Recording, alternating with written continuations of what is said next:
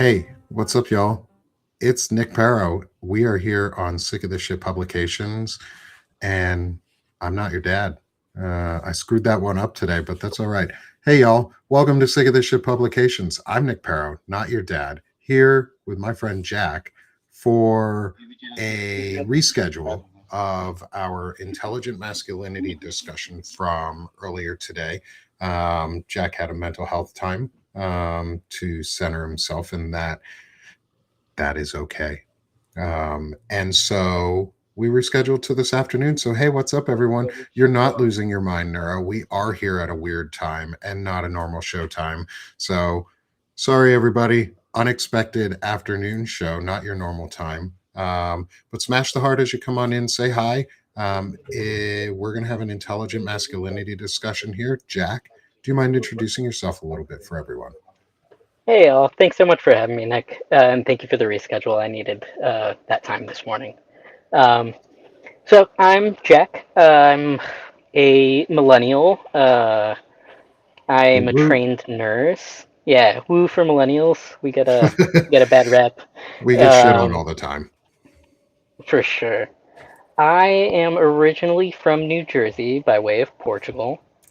I'm no longer in the States because the U.S. was no longer safe for me.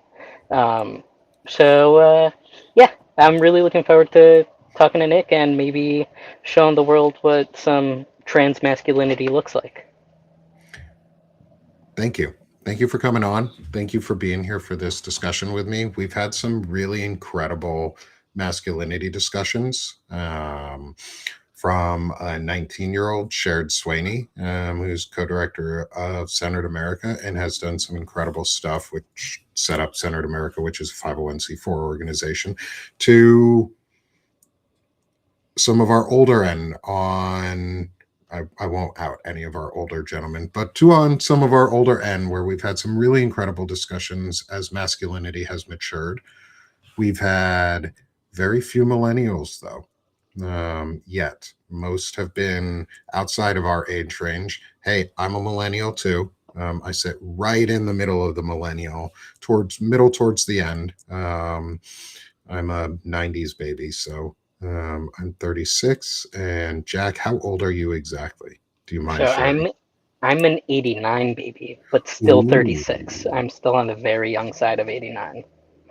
ooh. I Okay, feel so like we once I probably hit were. 37, it's gonna be like, oh, yeah. My husband just said yes, so he's very much older than I am. So Oh, no, he's okay. not very much older. He's only a few years though. He's only like 37 and a half or something, like Yeah, sure. 37 so and a much half we'll give older. him today. He's Yeah, we'll happy with give, that one. well, oh, okay. You're welcome. You're welcome. I'm here for you. Um, so this is going to be so much fun. We would have gone to high school together. We would have actually been probably in the same grade throughout school. Yeah, So this is '07, right? cool. Class of '07? Oh 08. I was oh 08. My parents kept me into I was not ready to go to kindergarten. If I wanted to start for the '07 class, I would have been that kid that would have disrupted everything and destroyed the teacher's life. And I'm glad my parents were smart enough to hold me back. Yeah, my parents were like, "Let's get this one out of the house," and sent me early. I'm September 20th, so they're like, "No, get out of here! Like you're just right at the cusp." So Hmm. Oh, so yeah. you were always so young for your grade. hmm Yeah, Interesting. I was always the little one, like both in size and age. Yeah. Growing up, for sure. Yeah.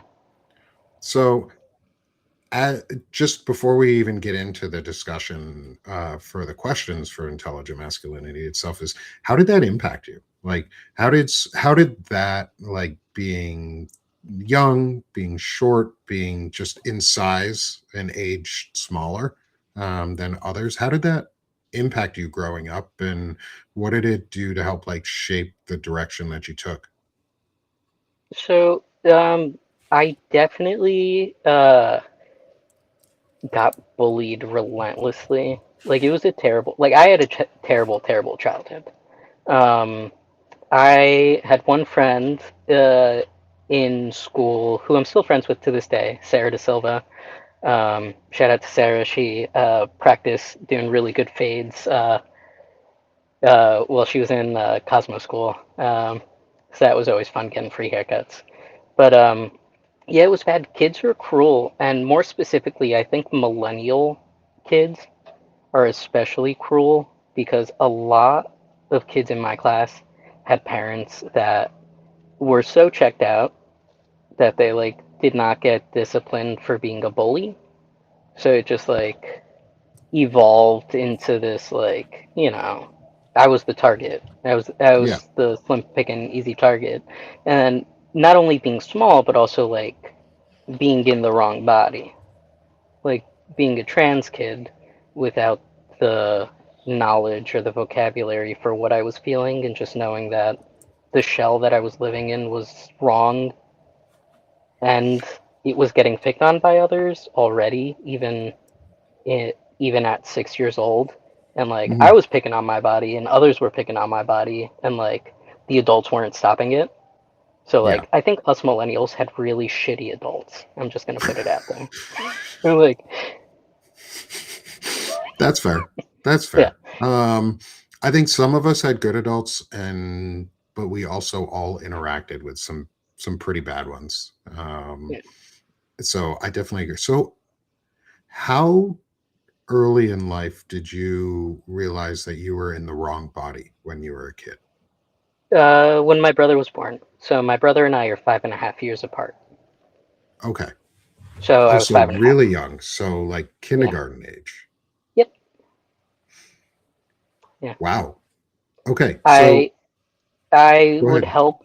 I would like help my grandmother or my parents like change my brother.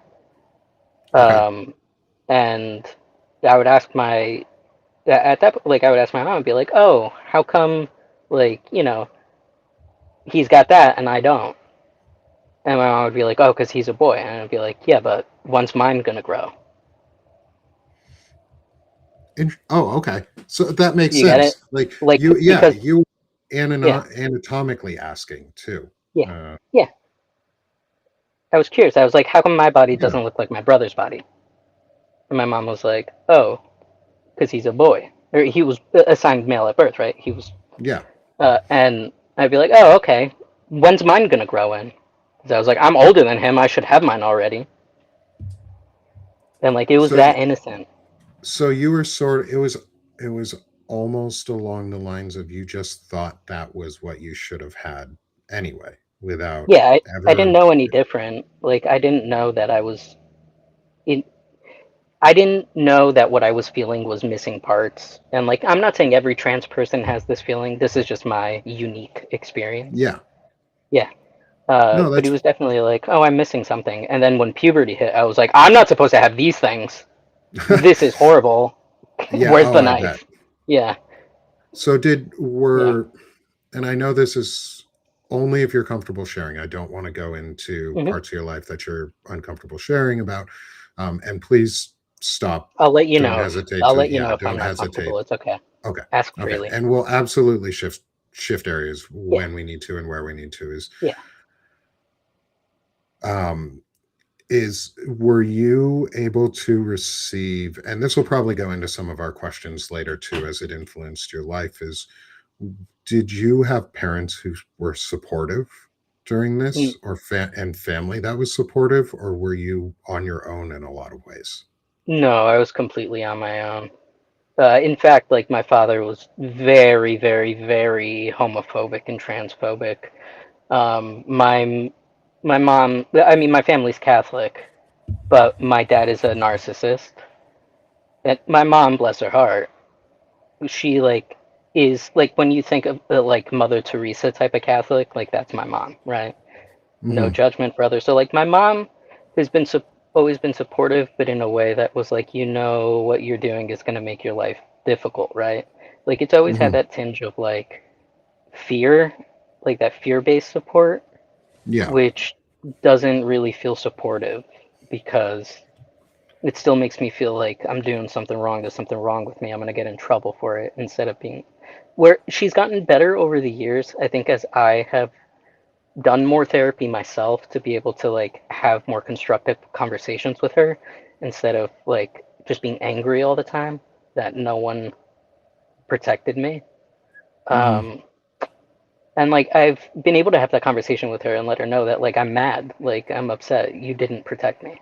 And like for a long time, like I'd, given her the benefit, like she also was getting abused, and like, I always like forgave her without actually letting her know that she did Yeah. something that needed forgiveness. Yeah. Which I think it's important to tell people like they've done something to you that you need to offer them forgiveness, but they also need to know that you've wronged them in order for you to like build a better relationship and a healthier future. Yeah. Um, I My totally agree. grandparents always gave me a safe space. My mom's parents always, Oh, always okay. just let me be me. So like that was my safe haven was my Grandma Luge, Grandpa Tony for sure. That's awesome. I'm glad Yeah, you had people that were safe space for you, were a place you could go and be yourself and be who you are. It sounds like your mom obviously is dealing with traumas of her own. yeah. And because of those traumas, it impacted her ability to mother you. Um, And she was super young. Like my mom got married at 19, had me at 20. So like I've always, always given my mom that grace because I think one of the many strengths of having ADHD and having autism is that we're really good at building puzzles and putting things together. So even at an early age, I always looked at my mom and I was just like, yeah, but how would I react? Like she's just a kid. And like looking back now, I could be like, at my age, my mom had a 16-year-old. And like, what the hell would I do with a 16-year-old right now? I could barely take care of myself. so, in this, how much of an age gap was there with your dad between your mom? 3 years. Oh, okay. So they were roughly the same ish age. There's a lot that goes that Okay. with We them. Yeah, won't. yeah, We yeah, probably won't yeah, yeah, go yeah. down that rabbit Yeah, we hole. don't have to go down that rabbit hole today. Okay. Some other day. Okay. But I think Yeah, from what it sounds like is that to me is that influenced a lot of it too. Is your father probably grew up in an environment that taught him that women were lesser, because that tends to be where abuse stems from, is like just the belief that you're superior to others and then you just laud that over people.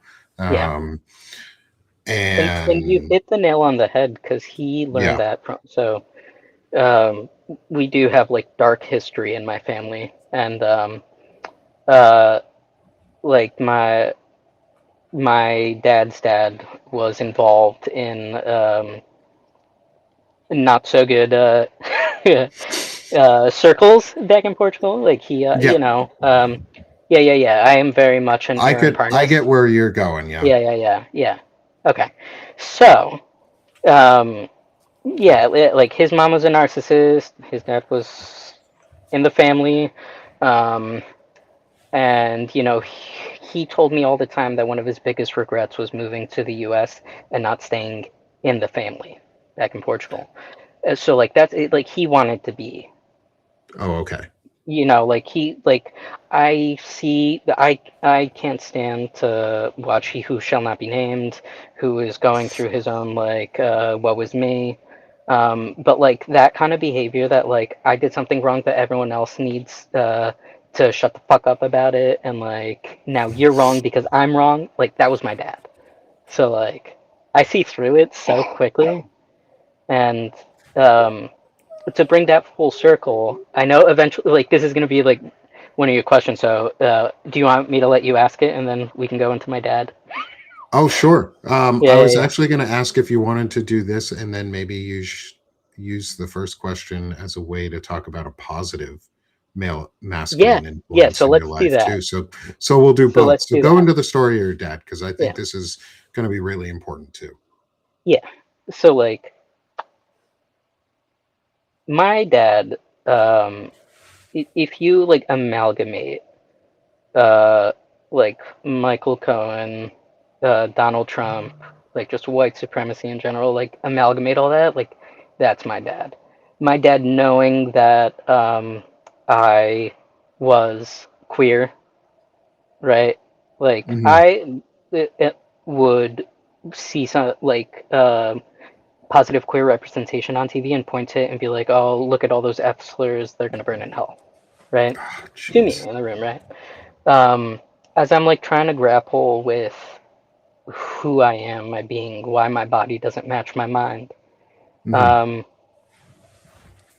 I'm a 12-year-old kid with newfound access to the internet. So, of course, I'm going to look up what different bodies look like because we had the Miracle of Life lesson in school, and I went to Catholic school, and all the assigned female at birth kids went into one room, and all the assigned male at birth kids went into another room. And we only learned about our specific body parts, but I was like, I already know what these body parts look like, and they don't feel right. So I want to know what the other ones look like at my age, right? And like the internet is horrible, especially like back. What was that like? '03, I think. Oh, Oh two, yeah. oh The three. early 2000s did not have guardrails on the internet. No, they don't. And like my welcome to the world of like this is what your body would have looked like had you been born in the right one was swearing is okay on this show, right? Just Oh, absolutely. yeah, Yes. great. Uh, was my entry into the world of like this is what your body would have looked like in purity was hard dicks are good to find.com or hard men are good to find.com or like something stupid like that. Like all I put in was like, like naked boy or like something, like I'm so innocent, but Yeah. like that's what came up. Um, and then my dad actually later that night because like I don't know about clearing a fucking internet history, Oh, yeah. browser You didn't history. know I'm how to 12. clear your browser history and Like what stuff the hell? like I was that. so innocent. Like I was like, I just want to go back to watching Degrassi. Like this was too much. There was like neon lights everywhere and like snakes came out. Like so. But then later that night, there was a lot of yelling. Um, there was, and then at first it was like yelling towards my mom because dad thought mom was looking at that, right? So that's cheating. Mom was like, that Yeah. wasn't me. So then I was called in. And as soon as I saw it was on the computer screen, the blood must have rushed to my face. So um, I got beat very badly. And then I wasn't spoken to for 8 months. I wasn't acknowledged at all. Like I could be in the Like same room, while in the like a house. ghost. While in the house, no one was allowed to speak to me. My father didn't speak to me. My grandmother lived with us. She didn't speak with me. My grandmother was also my abuser, so that was like that's a lot. Mom wasn't allowed to. Brother, no one was allowed to speak with me or like acknowledge that I existed. And that went on for 8 months. It only stopped after I wrote like a two-page letter. How old were you at the time? 12. Yeah. Um, I like wrote a two-page letter to my parents apologizing, saying how like the devil made me do it, and like I know I'm gonna burn in hell. I prayed the rosary every night for years and years on end because I truly thought that I was like doomed to eternal hell. And it was like I was broken to the point where I wrote this letter both in English for my mother and I translated it into Portuguese for my father to read in his native tongue. Um, yeah. I don't Uh, really have words for that. yeah. And I'm sorry. Like, I know I didn't participate and I have nothing to be sorry for. I am sorry for the young you and Me for all the too. trauma that you had to go through because of this bullshit. Like Yeah. that's And like it still that's shows up fucking now. awful. It is awful, and it still shows up now because I think that part of that, like having been forced into silence and submission for all that time, in such a like profound time for a child to learn how to communicate and how to have healthy conversations and be able to like hold a thought in their head so they don't cut other people off, right? I didn't have any of that. So now like I get so excited when people want to talk to me that sometimes like I feel myself like blathering and sometimes talking over people, but I'm just like so excited. I feel like a puppy, right? And like sometimes like and I try and tell everyone, I'd be like, be patient with me. Like I get really excited, but feel free to like circle back on things or like cut me off, and I don't get upset because Welcome, you have all the time in the world right now. I appreciate that. Thank you. Yeah, That's the fun part about this is you do have all the time if you want to go long, we go long. Like I I I have no words on what your parents did to you because or your family did to you because it's unacceptable. Like I'm a I was a kid once. So I had parents and they didn't do that to me ever.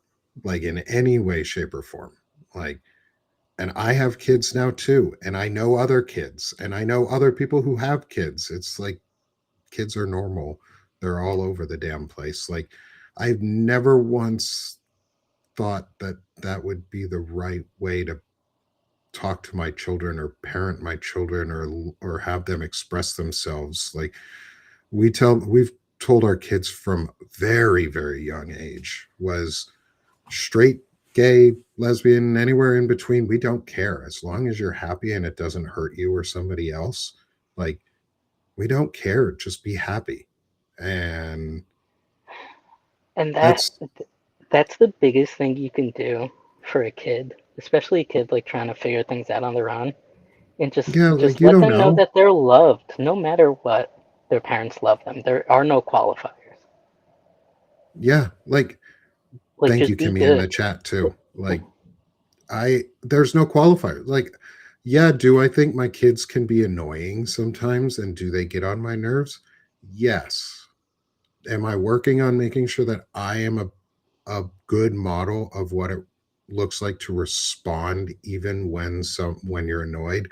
Yeah, I have to be so that my son and my daughter understand what it looks like for an adult to talk to a child, for an adult to interact with a child, be it them or somebody else. Like you have to children are innocent and I say that because they are. They've never most things in life they've never experienced and they're experiencing it for the first time. And to sit for 8 fucking months without anyone acknowledging you while you're 12 years old is Yeah. so scarring and disabling. Like your preteen and teen years are so formative in your development process. Like, and just being at the start of puberty, like, or getting really into like the height of like young puberty for a kid, like your body chemistry is all fucked up anyway. And now you're just being ignored and basically My, being told you're yeah, worthless. 100%. And like that word worthless has been the cornerstone of all of my therapy because that is exactly it. I was broken to the point where I felt worthless, and to this day, I still feel worthless. It's something I struggle with every single day. Um, I Earlier have this depression. morning, I I have kind of chronic like, depression, so I know, so I understand.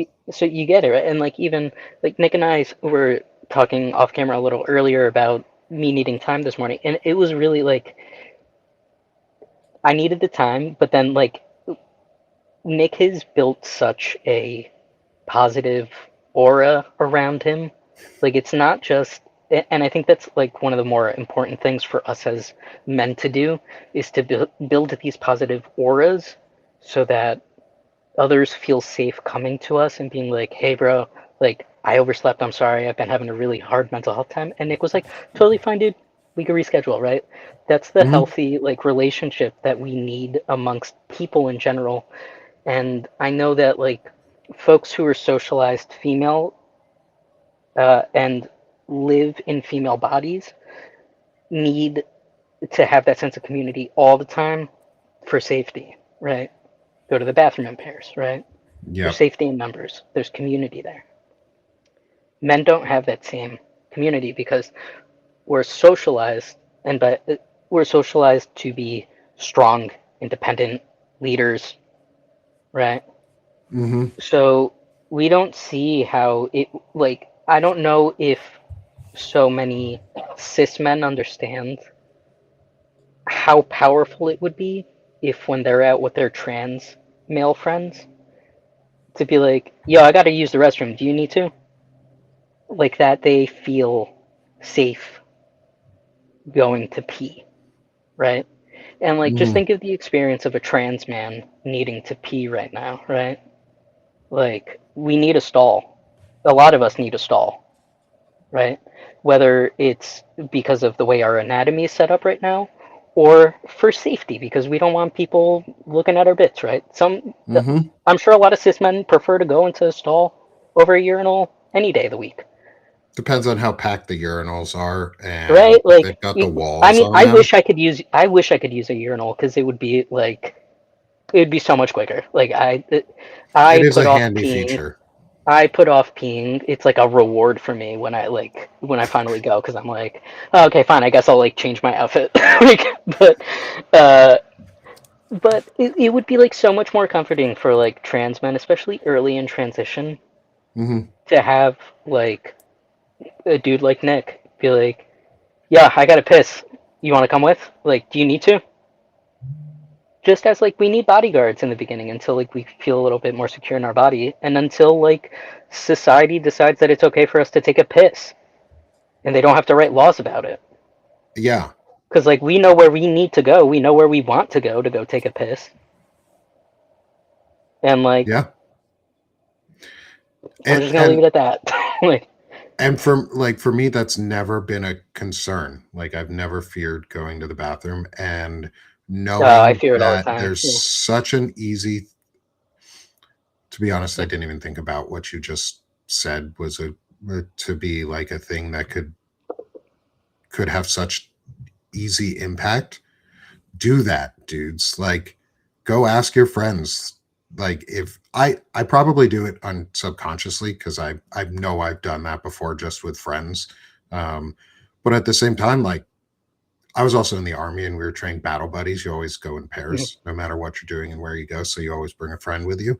And that's like a hugely simple thing that we could do and show that you're a safe person, like a big part Mhm. about all of this. And I really appreciate like the feedback. It brings me joy and it makes me feel really good, to know that the what I'm doing is making an impact, and is meaningful and is a space people want to come to. And I I can see that with the community that we've been building here, and it's so amazing. And I thank all of you who are in the chat, and those of you who've had to leave. Sorry you had to leave. I know Kimmy, thanks for being here with us. You're awesome.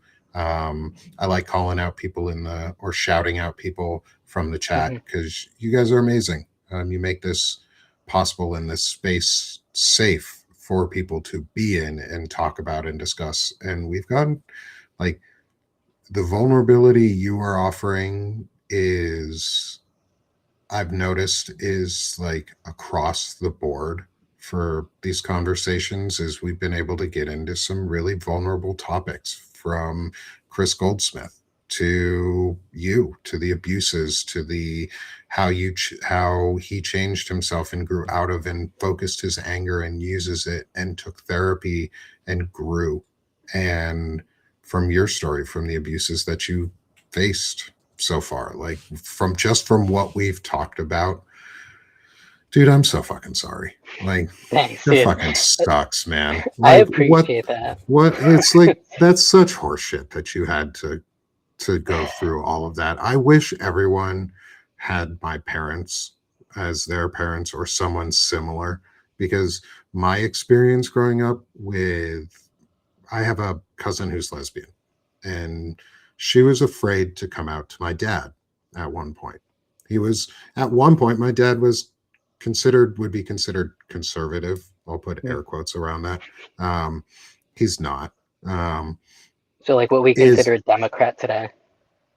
Yeah, but he values humanity, like Oh, on okay, okay. without question. Like he cares Yeah, about people. yeah, He looked at my cousin after she finally said something to him, and he was like, "Why did you wait?" She was like, "I was afraid you were going to get mad." He was like, "I loved you yesterday, didn't I? Why am I not going to love you today?" yeah, And that was the model for me. Like, I didn't know there was a different approach than that. Like, that's the right model, men. Like, that's what you should be doing. is when somebody comes out to you, you go, oh, thanks for trusting me. Thanks for telling me. It doesn't change a thing about you. Exactly. Exactly. And like a lot of the fear I think too is like put on by the media and how like no one else and how I know for me a lot of the fear was like things I'd seen in the media and like people like Mm-hmm. losing their careers if they came out or it being like some big deal, right? And like meanwhile Well, like and we were pretty homophobic back in the we were 90s super and early homophobic. 2000s. Like, shit was Yeah, said that we would never say super nowadays. homophobic. And like I remember like I marched for marriage equality in '08. Like like I was part of that. I can say I was part of that. Against my parents' will. They didn't want me going to those marches, but I'm like, I have to because these are my rights that I'm fighting for, and you guys don't fight for them, so I have to fight for myself. And that has like been the overarching theme I think for my life is like Mhm. I have to do these very difficult, traumatizing things because those around me refuse to. Yeah. And like if they would, with the privilege that they had, if they had stood up for me sooner, earlier, if more folks had stood up for the trans community sooner, earlier, with louder voices, with more love, I wouldn't be here. I wouldn't have had to flee. That includes folks like me. And I'm not saying that to diminish myself or to beat up on myself. I'm saying that in just acknowledgement is that includes me. Like had I had a and I should have could have made a platform and I didn't sooner. And I'm not going to beat myself up about it Yeah. because I'm doing it now and I'm making sure that I stand firm on this because if you're going to let the trans people fall by the wayside, who else are you going to let go? Like, if you're going to let one person go, who else? What is when is enough? What is enough, or what is the wrong line to cross? Because apparently, who like personhood was the line that you were willing to cross, Right. and I'm not willing to do that. Like, I don't want to lose my friends, be trans, be straight, be anywhere in between, be gay, be anything. Like I don't give a shit. I Hmm. don't I don't care. I just want you to be happy. I just want people to have the same level of privilege that I do without the hate. Like I don't want people to be like the privilege. I want the privilege without the baggage. And that's sort Right. of why we're doing these conversation sets. Like that is the heart of intelligent masculinity is, and it also fits really well with the article that I had just put out right soon before this, where I talk about going on offense for intelligent masculinity and what that looks like.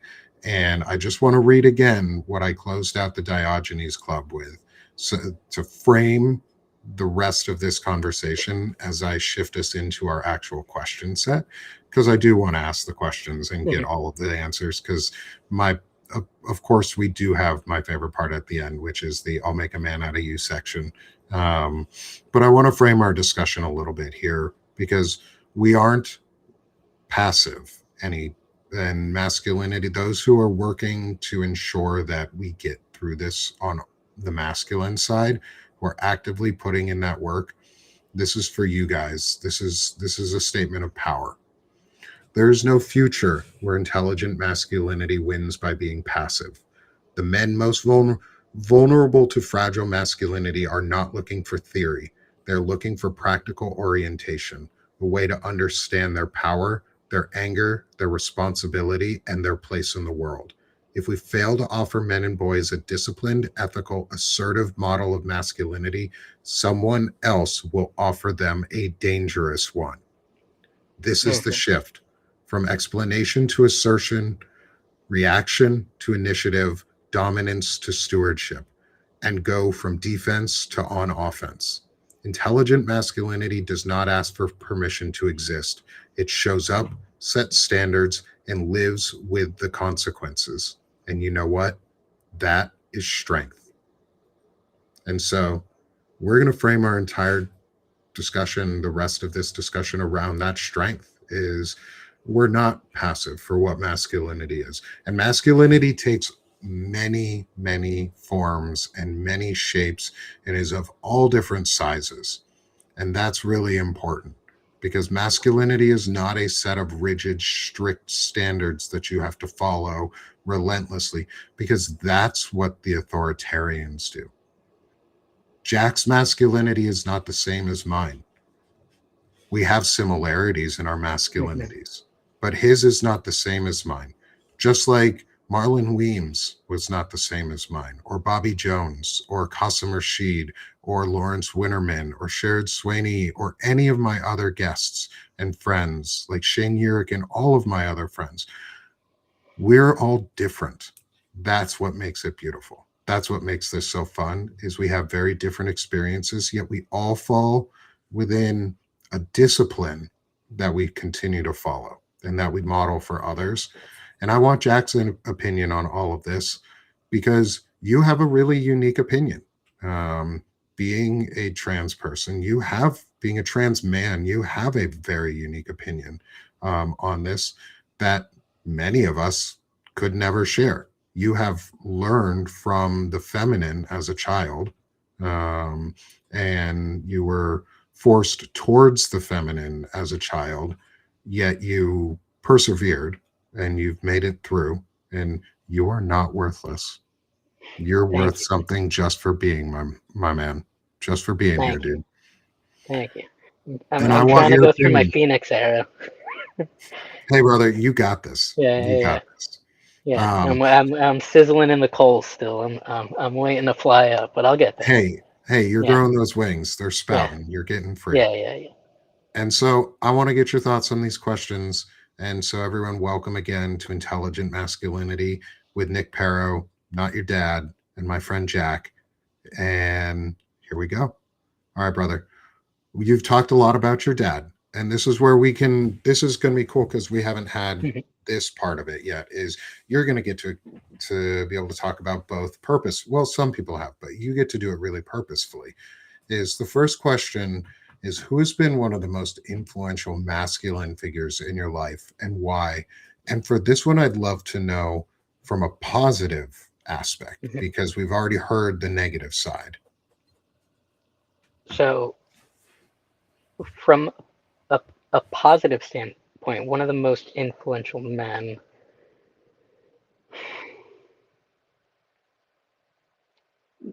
honestly, would probably be Mr. Rogers and Bob Ross. If I'm going to be completely honest, Mr. Rogers and Bob Ross for sure. Um, because I didn't have any other healthy models as a child. So, like, I know that when I was So you grew talking up to on my PBS, therapist, like, a lot of like yeah, PBS shows. yeah, I grew up on We had a pirate box. Oh, okay. Yeah, for sure, for sure. We were one of the, yeah. So I got a lot of stuff that maybe I shouldn't have gotten. I got some stuff that I did get, but Mr. Rogers was definitely he was the one that my mom's parents would put on for me. Like they would always put on Mr. Rogers and Sesame Street because at the same time that I was learning English, my grandparents were learning English. Oh, so and Yeah, children's shows really help to yeah, teach a language. Yeah. for sure. So it was a lot of like Mr. Rogers. A lot. Barney taught me English. So Barney actually was a positive male role model, for what it's worth, Yeah, for me. for I Yeah. watched Barney Barney. growing up too. Yeah. So like those were my positives. There weren't even like actual like real men in my life. But I sought them out because I knew that like what I was experiencing was abnormal, and Yeah. like I think at least as a child I was wired to like search for the sunlight. So like it was very dark at home, so I'd Hmm. like go looking for sunlight, and that was like Mr. Rogers, Barney, the blue Power Ranger. The Power Rangers were definitely Okay. Yeah, that's fair. yeah, Yeah, yeah, Billy, I get it. I see. I watched the Power Rangers too. yeah, I have the VHS of the original Ooze movie, like the Oz movie for it, like yeah. where that was so much fun. Oh yeah. I love me some The Power reason Rangers. the reason I wear glasses is because of the blue parrot. Like I wanted to be him so bad that I would watch it this close to the TV to ruin my eyesight. and it worked. I ruined it. Just so you could It wear was probably glasses. my mom has crap eyes. I probably it was probably would have happened anyway. But like, yes, Hey, yeah, but you can make I'm sure you Billy. believe it that way. You Yeah, know, yeah, so I love that you answered that way. And about Mr. Rogers specifically, because he is such a powerful role model and example, especially yeah. from our childhood. Growing up at the same time, we would have seen all the same shows and learned these lessons. And we Yeah, share that as I grew up with Mr. yeah. Rogers and Sesame Street and Barney. And like I look back and see shows like Wishbone and Reading Rainbow as Hmm. hugely important shows in my Yeah. life because they taught me the power of reading and the power of imagination and the beauty that you can find in these stories. And it didn't matter who the story was about. If it was a good story, it was a good story. Hmm. Um, and that's really awesome. I also went to school in Mr. Rogers' neighborhood. I'm I've jealous. been to the recording studio where he recorded his shows. I met um, while I was in college. I met like a local rap artist who was doing something around this. I think around Mr. Rogers because he's celebrated in Pittsburgh, like really, really, like still to this day. Oh yeah. Um, and it was so fun to just get to see the studio where and none of the stuff obviously that he used was there, but it was cool to see the studio that he was in. Um, and so what were some of the things that you took away from Mr. Rogers, like, and those types of shows? Like what are the biggest things that stuck with you? I think definitely empathy. Empathy was the biggest thing. Um, how your actions affect others both positively and negatively, and how you add more negative experiences to others if you're not conscious of what you're doing, what you're saying. Um, so empathy and just equity. Um, so not equality, equity. Hmm. Everyone does not need everything, but everyone does need something, may need something to be on equal playing fields, right? Yeah. Like, I'm only 5 feet tall.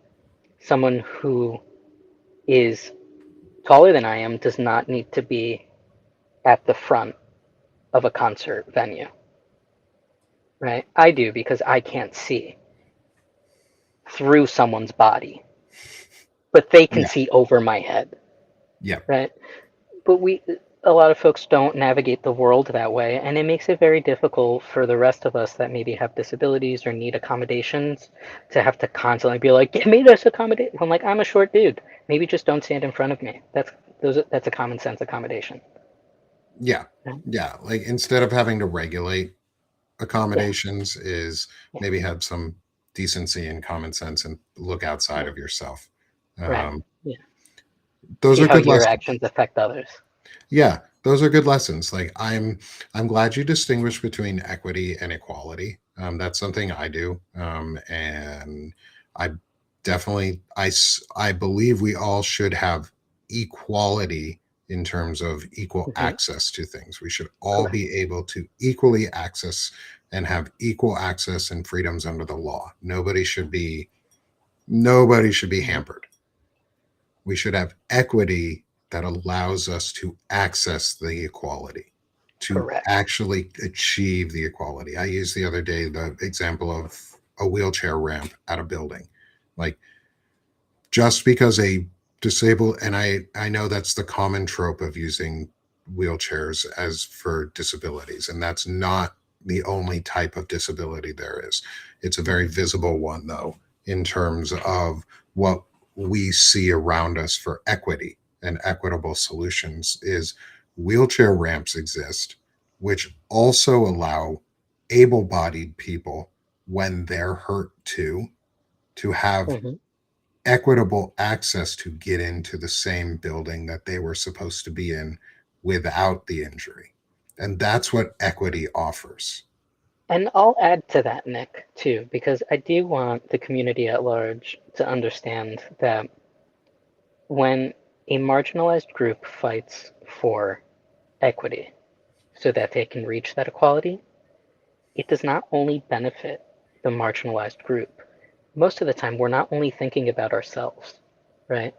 Folks who need a ramp are because they're on something with wheels or they have mobility issues, right?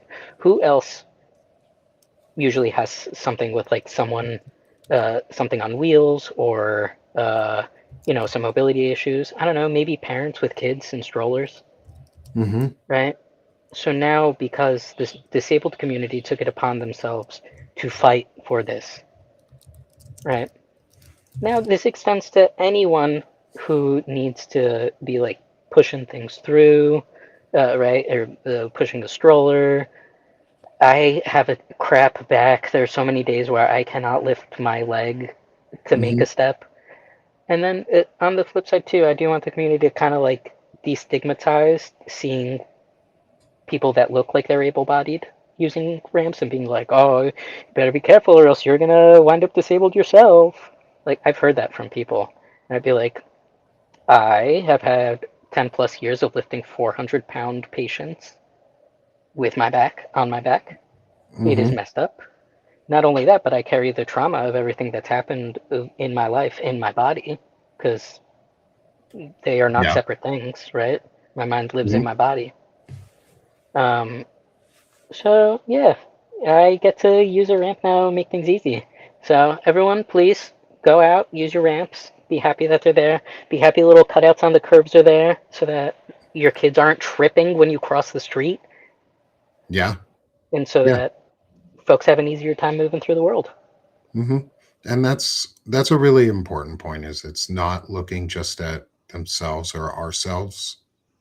It's we are people who have a disability and not disabilities who have a person.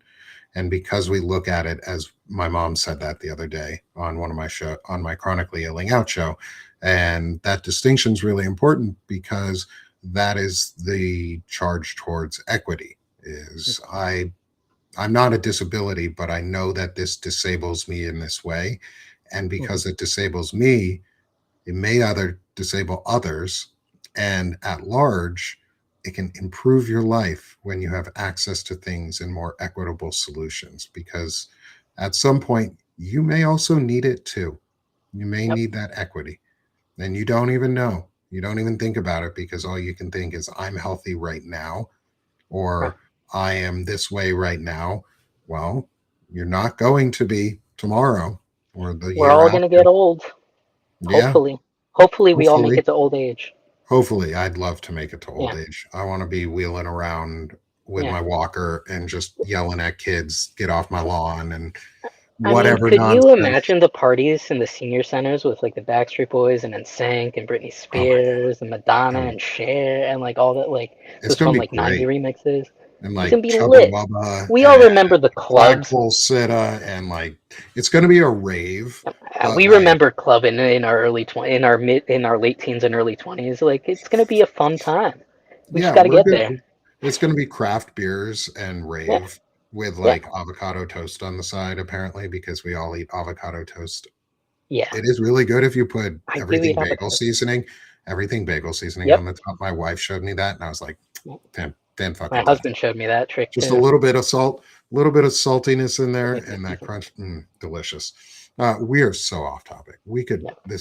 We could get so lost in all of this. All right, next question for you before we get too far off topic. Who has been the most influential feminine figure in your life, and why? So that would be my grandma Luge. Uh, it's a twofer. So my grandma Luge and her sister, my great aunt Rosa, God rest her soul. Um, the two of them showed me what it was like to be fiercely feminine, and I still channel that to this day for sure. Is like that. Like I think every man needs to also be fiercely feminine, especially in this moment right now. Um, like don't take any shit. You know what's right. stick to your guns, right? Seek justice for all, clothe clothe the cold, feed the hungry, give water to the thirsty, right? You're no better than anyone else. We're all people. Like those lessons were all from my grandma and uh, my aunt Rosa.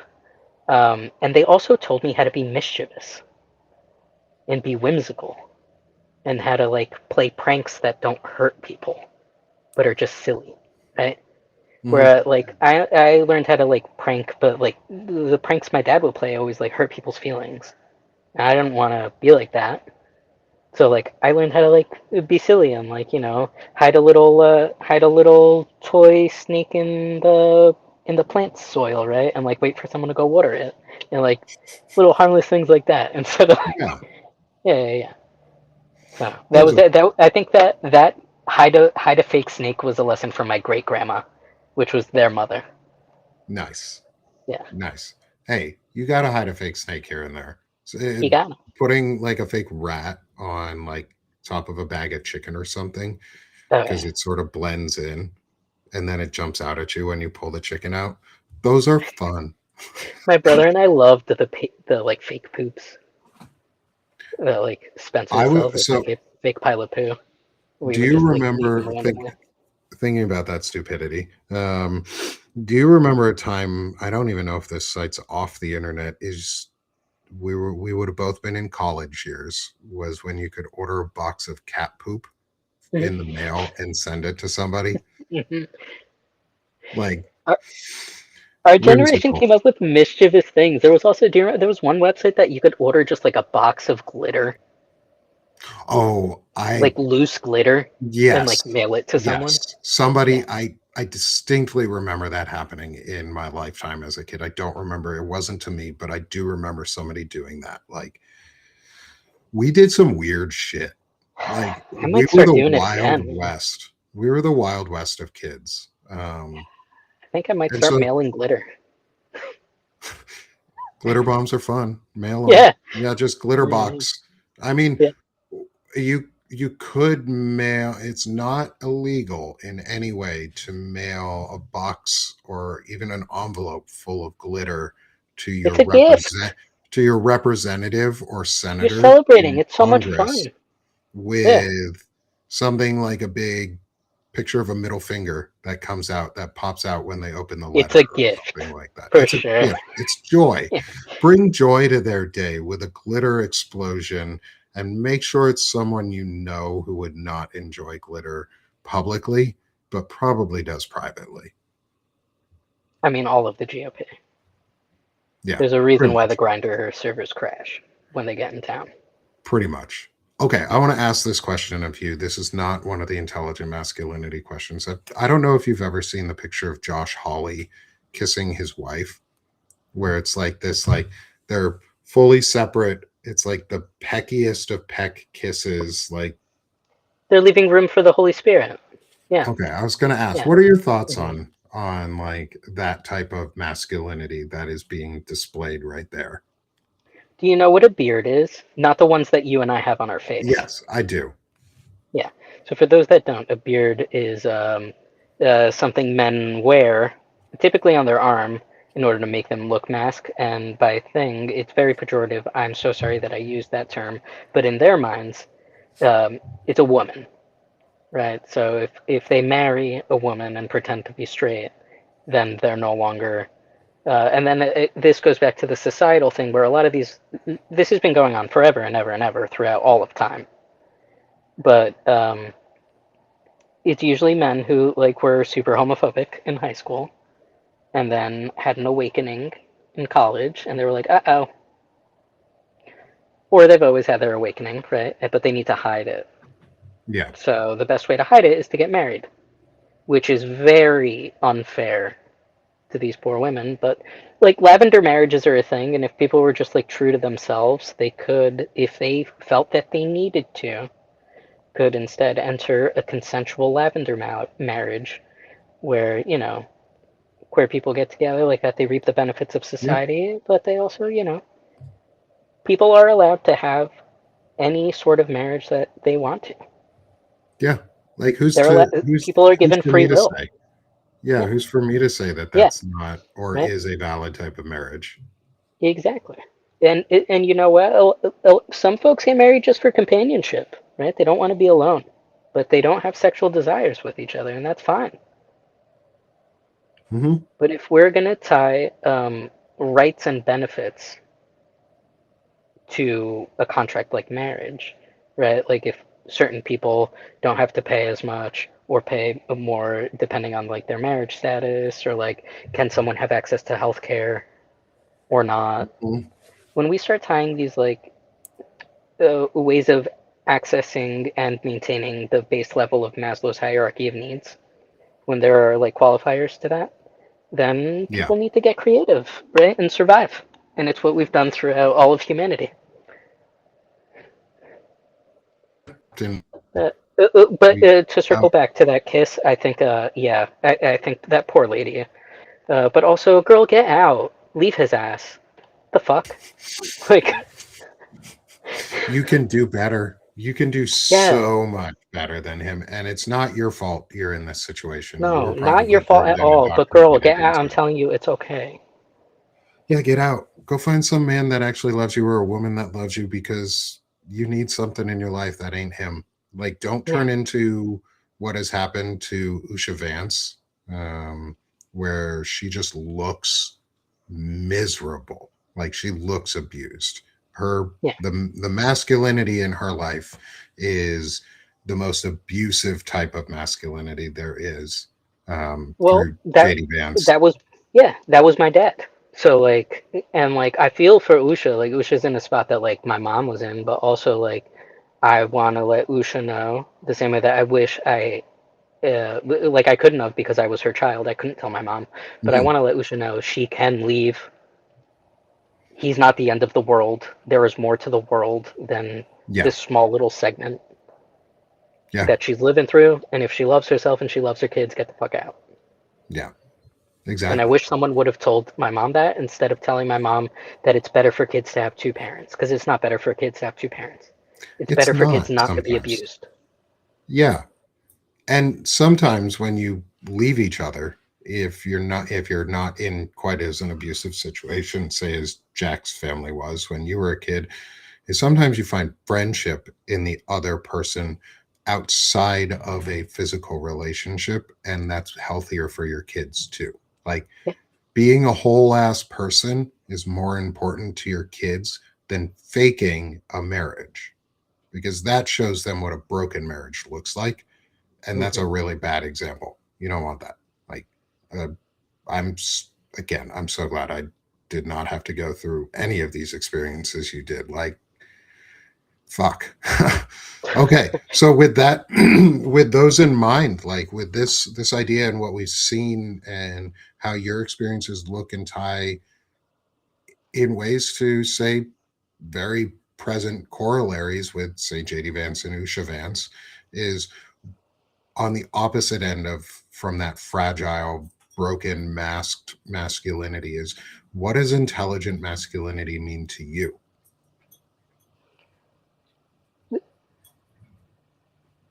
to me, intelligent masculinity is defending humanity at all costs, defending my own humanity, defending the humanity of others,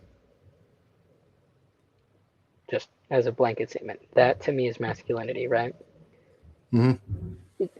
If defending humanity causes me stress, I take on that stress because the most important thing for me is to defend that humanity.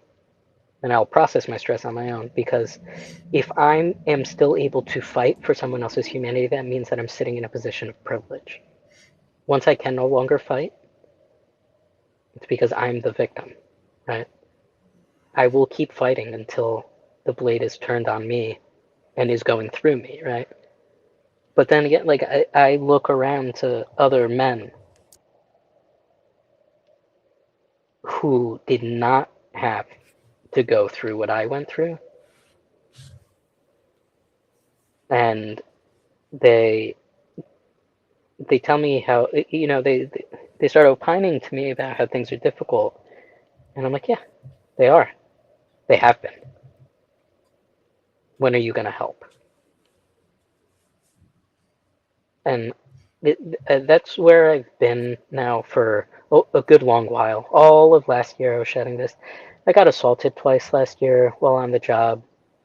Was told to keep going. Right. Uh, I got battered.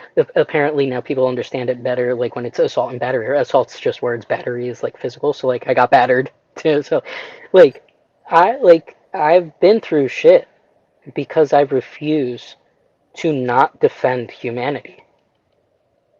I've been beaten for it.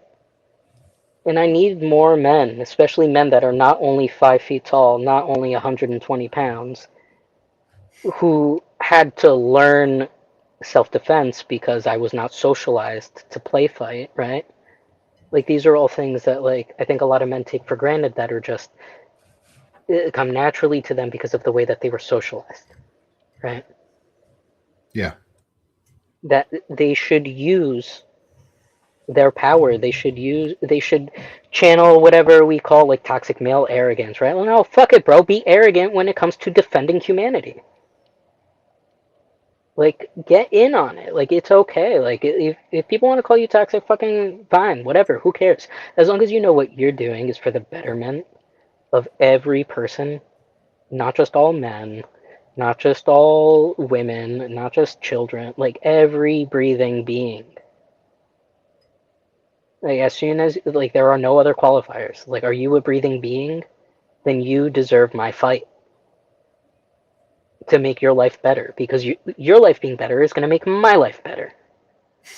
If everyone is housed, my life is Everyone is better, housed. Yeah. right? And everyone Because that has a means house. I'm Like, also that's good. housed, right? That's If good, right? everyone is fed, my life is better because that means I'm also fed. Yeah. Feeding others does not take food off my plate. No, it encourages growth for more food so that you have more on your plate because Yeah, a rising tide lifts all boats. It's like I was also always taught was that the if you take care of the standard of living will increase for everyone just if you take care of the poorest among us because then everyone else will want the things that those others have, other people have, because they are getting assistance. They'll want it too. And then society will just get better because of it. We take care of those among us who are in the most need before we take care of those who don't need anything. exactly. Yeah, those that already have need to like look around, and I think all of us should really look around at everything we do have. I think we've been conditioned into this rat race to always be chasing for more. That we lose track of time and we don't sit with what we have and enjoy and reap the fruits of our labor for what we currently have because we're chasing something else. Like, Yeah. how many books do we all have that we haven't read yet, but we've bought them because we want to read them, but it's the next thing? And instead of just like slowing down, appreciate what you have now, read the book, learn the knowledge, move to the next thing. It's okay. The books aren't going anywhere. They're not running away from us. But there's a lot of this like thing like I need this, I need, instead of being like, no, no, no, like you have. It's okay. You have. Others don't. They need, but we have. And that's been after selling all our stuff, like keeping just bare minimums, just having what we need. And I know you did some RV living too, Yeah. so I'm sure you can like you Yeah. get this where it's like when you have just what you need, you realize how much you truly have, and that you don't need as much as you Yeah. You think you don't do. need a lot. No. There's very, like, an RV isn't a ton of space. And we had four people in ours. We had my wife, myself, and our two kids, and a dog, and we made Yeah. it work. We never overstuffed our RV because it wasn't about stuff. It was presence over Mm-hmm. presence, Mm-hmm. and we got to experience things with each other. And I'm glad that you're I mean, your definition of masculinity fits square in with the thesis I have around it, which is that we don't outsource accountability, and we live with the consequences of our actions and values, and we're willing to live with those, whether they be good or bad or neutral consequences. We live with them. We make choices, and we're willing to live with those choices, and we stand by them. And we're not standing by them idly. Is, I think, really where, Jack, you are getting into this. Is it's an important point across the board, is you cannot stand by idly, or these values will get trampled, because Hmm. standards and values do not enforce themselves. They're not self-enforcing mechanisms. We enforce them. We enforce them on ourselves, and we enforce them on others. We create that social contract.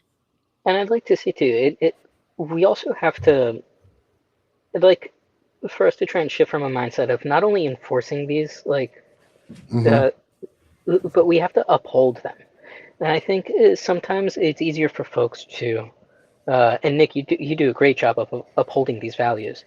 It's easier for folks to not feel like they're getting yelled at for being like bad men, like bad man, you're toxic, right? Like if we're just like be nice, like treat women with respect, like such terrible things we're asking for. Um, but by us like doing it every day and like Hmm. uplifting that, right, upholding that standard, others will follow, right? It's if you build it, they will come. Yes. If you exemplify it, others will react and act accordingly, right? Like you have to Great just movie be it. reference too. Yep. So like we have to build things for the masses to come, for the young men to find. And I don't mean everybody needs a show like the ones Nick's putting on. Nick is teaching us the song, right? We have to go out into the world and sing it. We're all part of the choir, right? We're part of this choir at Sick of This Shit publication. We're talking about intelligent masculinity. We're learning the songs. We're learning the notes, right? We have to go out into the world now and sing, right? And show this, right? Let other people hear the song because you're probably gonna meet someone out in the wild that's like, hey, I know that tune, and you'll find a friend, right? And then you all can continue to spread this message of empathy, equity, joy, right? Whimsy. And we can start Creativity, squashing this. fun. Exactly. And we can start squashing this bug of like this false illusion of a loneliness epidemic, this false illusion of like all of these terrible things that are happening to boys in the world. No, just please, like, Nick is a great dad who like cares for his kids and other people's kids when they come to the house. So he is an example of a positive man, right? I am silly and play with like which I don't have kids of my own. I have nieces, I have nephews, I have cousins. Like I'm everyone's favorite cousin. I'm everyone's favorite uncle, right? I've been a swim instructor throughout my lifetime. I'm a nurse. Was a pediatric nurse. So like I love kids and I love showing kids what what it can look like to be a man who's not a scary man. Because I try my best to not be a scary, intimidating looking man ever. Because I don't want children to be afraid of me. Not for no other reason than I don't want them to feel fear. Yeah. There is no like there's nothing else past that other than I don't want to inflict fear on others. And I And think as soon as we start having these thoughts with ourselves as men, we could be like, well, what actions am I taking?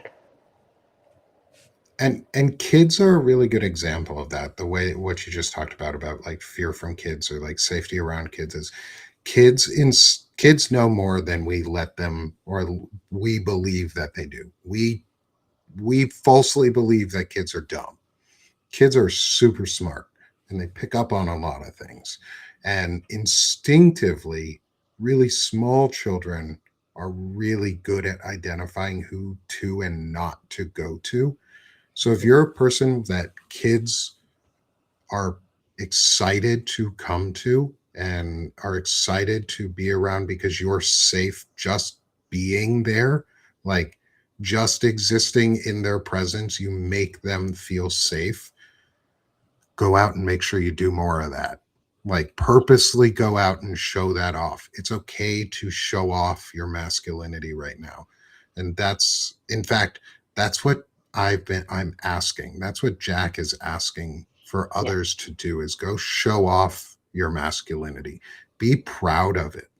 You're Yeah. not you're not a bad person for going out and exemplifying masculinity. In fact, you're the thing that we need right now because I want more friends who are like me.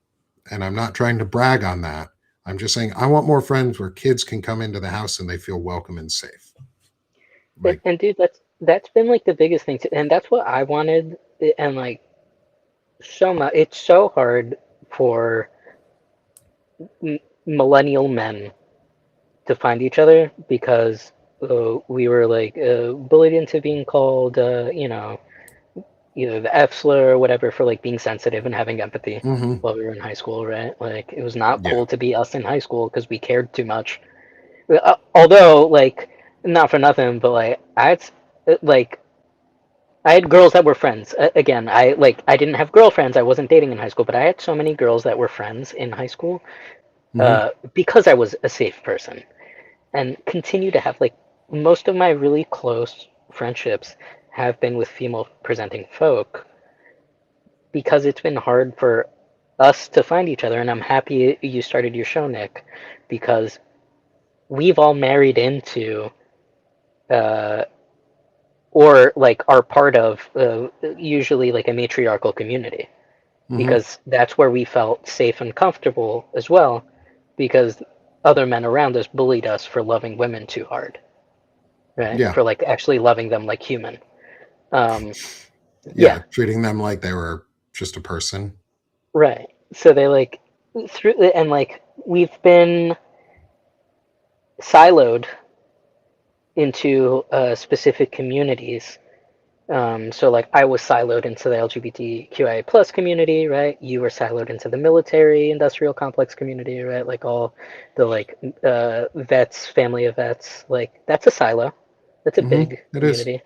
Yeah. There are others that are siloed into like the BIPOC community. Um, I was then but then siloed into the tech community too. Like, siloed into, yep, I was siloed into the healthcare community, right? So we're all siloed into these different things, but and then we lose the opportunity to talk to each other and truly see the like intersectionality of mhm, all of these silos. Like all of these silos just come down to like shame and grief.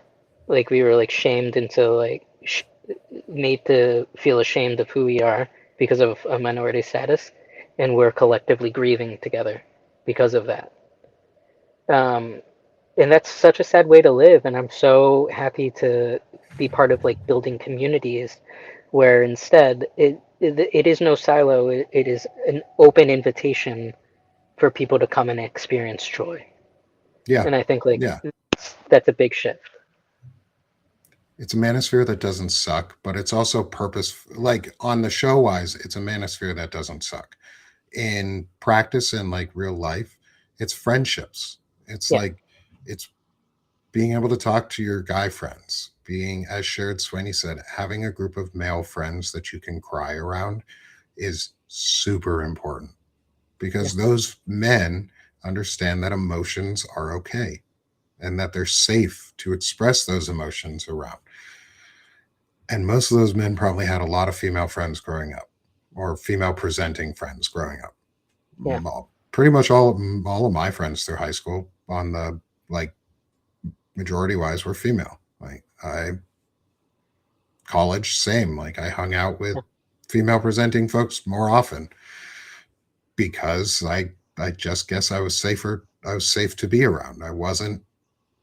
I was And do toxic at times and but I was also shut down and told no and I respected it. And I think that made a big difference compared to some other folks. so I have a question. It Hmm. just popped in. So Yeah.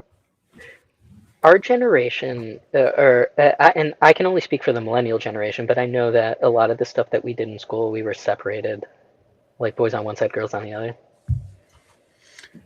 Do you and Some I can see that in like elementary school. yeah, and do you think I can see how that would lend itself to be able to completely cripple the boys from like learning empathy Yes. Yes. in those early stages? Because like the girls were always socialized for it, right? Because like that's Mhm. just the way society was for us during that time period, as girls were reared to be the homemaker and like the comforter, right? And the boys are the warrior. I don't know why we're still living in this way when we're all human, but nevertheless, Apparently, um, we're still hunter gatherers, which, by the apparently, way, most of the apparently. hunters were female, the gatherers were men. That's why like I'm so confused because they don't know history. Like I don't understand where they're trying to go with this because the lionesses hunt and the men sit around like lazy fucks on the rocks. Like the Yeah. lions just like sit around protecting the land. And the women Mhm. were like, okay, I guess, even though there's I land guess we'll everywhere, go. You're not going to I get any guess we'll food. go do We'll all the do it work for and you. feed you. Fuck you, Yeah, man. yeah, Yeah, yeah, pretty yeah. much. Yeah, So no. like, So, to answer part of your question, mhm, sorry to cut you off there. Is to answer okay, part of your question is yes. I think it was intentional to stunt growth because if I look back on it, you look at the groups when they did things like that, the policing of behavior wasn't the same. Boys were all Groups of boys were always rowdier and were always allowed to get away with more physical acts with each other. Whereas the female presenting groups, the girls at the time, when we were kids, boys versus girls, was the girls were always set to a much different standard. higher And one yes, often higher. Not when I, because when we were growing up, it was with emotional right. regulation, a higher Yeah. standard. Yeah. In terms of like educational standards, like there wasn't a push in any gendered direction when we were younger in terms of Mhm. like for me anyways. I didn't recognize it or see it because I mean I took home ec in middle school and I still have a sewn guinea pig that I made. His name is Poop. Yes, I named him that when I was a kid. He is a I love brown that. guinea pig that looks like a piece of poop, um, and he's in my closet. But I learned to do those same skills alongside other boys and girls, and we had boys and girls and everyone in our wood shop, and we equally learned like those types of skills. So I think I had a really good experience on education where it wasn't purposely separated in many of those ways. But I think as a young kid, that was the most prevalent was like boys like recess, girls never got in trouble. And it wasn't because they weren't misbehaving. They just did it more quietly and less explosively because we were, as boys, allowed to get away with some of the more explosive behaviors until it got out of hand and then you got in trouble. But there was like that was really the biggest difference was like seeing like the looking back on that. So yeah, I think that is very purposeful. It's very Protestant too. Um, Hmm. and it's like purity. It's like a purity It culture is a thing. it is 100% a purity culture thing because then what the girls do, I could tell you what the girls do on the girl side is like there's a Yeah. queen bee. Insight. Zupel said it. Yeah, Zupel said it. There's a queen bee on the girl side who decides like which one in the group is just gonna get. So the boys will like fight each other with their fists, and the girls will fight each other with their words, Hmm. right? And they By the time and girls are fighting, like you're done because they've already been fighting for months yeah, with each other this way. and you Um, know the boys groups are were always interesting when some of us fought with words and didn't yeah, fight with fists. yeah, The others didn't understand how to respond to that. yeah, and then that was the best, and that's how like rap battle started, and that's like the coolest thing in the world. Um, but like I know, I could speak for me. Uh, they were vicious, especially like in Catholic private schools, Hmm. and like I'm so glad that the internet was not a thing when I was in school, because for sure I would not be here. Like that's how bad I was bullied. Like my only saving grace was like the time between being in school and being at home. If I could still be reached during those like 10 minutes, I don't know what I'd do. Because at least I had my tiny little brain Hmm. had a 10-minute break from the bullying. Right? I don't think But now people these, understand how important that is, like those yeah. breaks. And I don't think people understand how much kids are going through right now, especially trans kids, where they get bullied at school, they get bullied at home, right? But they get bullied 24/7 by their government, online, by others that they don't know, right? What do you think these Hmm. kids feel when they hear people like these like sick, wrinkly old men talking about whether or not they're allowed to go to pee in public? Like if they're at a like I have to like there are certain states that if I go to that state, I have to make sure I pee before I leave the house, right? Don't drink too much while I'm Arkansas out. is one of them. Yeah. I just like and like I don't visit anymore. Like I don't visit anymore. Yeah. And like the company I was working for was gonna hold conferences in Nashville. And I'm like, why are we Oh, going to Tennessee? We know I'm not safe there. I can't go. mm. I'm the co-chair of your Pride Employee Resource Council, and this is what you're doing? Absolutely not. But it's all performative. Yeah. Corporations do not care. Like businesses do not care. Unless it directly affects the child of the CEO or a child of someone in the C-suite, they don't care. Yeah. So we just need to stop working for them and work for each other and bring our skills that we have, right? Like they Yeah. can't repossess all our homes. Talk to folks who live in the Appalachian, right? They'll tell you how they made it through. Hmm. Like we just all have to stop being so scared. I think Yeah. it's okay. We have to, we can't live in fear of what they tell us they're going to do to us. We just There's have to more of live. us. Yeah. Yeah, We just just have live to your live. life. And If they eventually come we're in going to and say break they're through. gonna, yeah, yeah, If they come at my door, well, I'm me and I'm not going to like, they ain't coming for me. Not yet. no. But they And the are thing is, coming if for you see people I them, know, and even yeah, if I didn't know them, like even if I never knew Jack, I would still be out here talking about all this because yep. And that's the Jack's a energy we person. need. And that's the energy we need. And that's the biggest. And thank you again so much, Nick, for having me on because, and I'm sorry if I cut you off, but No, you're I fine. I want folks to see what trans people look like and realize, and I don't want anyone to ever compliment a trans person by saying, "Oh, I had no idea you don't look trans," because to me, all I'm hearing is like, "Why? Like I don't look human? Like I just don't look like myself? Like what's it matter? I don't look like a cup of coffee. I'm a cup of coffee. Nick's a cup of coffee. I'm I'm decaf, a whole ass and pot of coffee. yeah, exactly, right? Like we're all just cups of coffee, right? Some of us are decaf, and others aren't, and that's okay. But we're all cups of coffee. Some of us take a little more milk in our coffee. Some like it black, right? It doesn't matter. We're all cups of coffee. I love And that. I need everyone to just please keep standing up for the right to drink coffee. Like, coffee is delicious, right? We have to stand up for every cup of coffee. It doesn't matter if it's yours, if it's not, because if it's not yours today and you're not fighting for it, eventually you're not going to have access to it at all. And Mhm. eventually we're all going to lose access to our own humanity because we allow humanity to be taken from others.